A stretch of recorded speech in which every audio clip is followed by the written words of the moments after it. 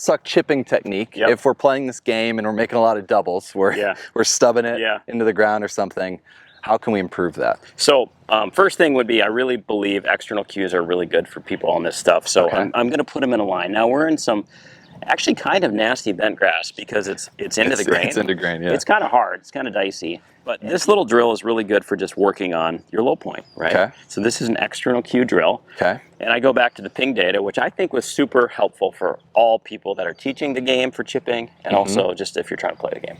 Like, you can actually hit a little behind the ball, but all things equal, trying to feel like you hit down on it improves chipping for most people. Yep. So that data was 87% of people made contact with the ground before the ball. Right. It's really common, and that's the biggest differentiator between a pro and an amateur, and your level of amateurishness is if you hit the ground more before the ball. Right. And most of us don't even realize it too. Yes. If you have a grass badge like on your club, Right. you might have hit some grass before the ball, you know? And it's almost impossible if the turf conditions are a little hairy. You're going to get that. Yep. But generally, good chippers are a little bit more about, first of all, they hit the ground at the same point every time. It's right here every time, right? That's the biggest thing. Yep. And then also, they tend to be a little steeper on their chips, wouldn't you agree? Yeah. Than an average amateur. So that, I think, even though we know we're going to hit the ground some, we don't want to use the bounce on most shots. Correct. Do you guys agree? Yeah, I mean, we want to get the ball first. The way to do that is we got to get a little steeper into it, So if I do like the demo, like I want people to be able to I'll just literally put a score line right here. You know, and you could use a tee or a club and be like, I'm going to try to just kind of lean a little forward, choke down. So great little chipping drill here. You just kind of use your butt of your club or a tee to make a little score line.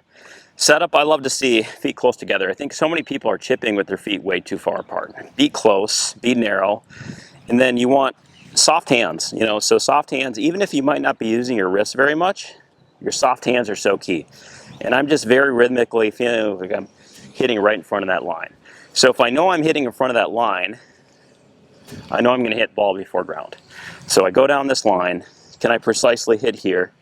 If you're one of those people where you tend to chunk it a lot, you might need to exaggerate the tilt of the spine more this way.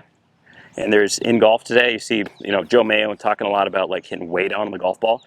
I don't think you have to be ridiculously down, but I do think you want to make sure you're trying to hit ball first. So it's this sort of feel, just like that. So if the ball gets in the way of that action, I'm going to have pretty good clip and contact.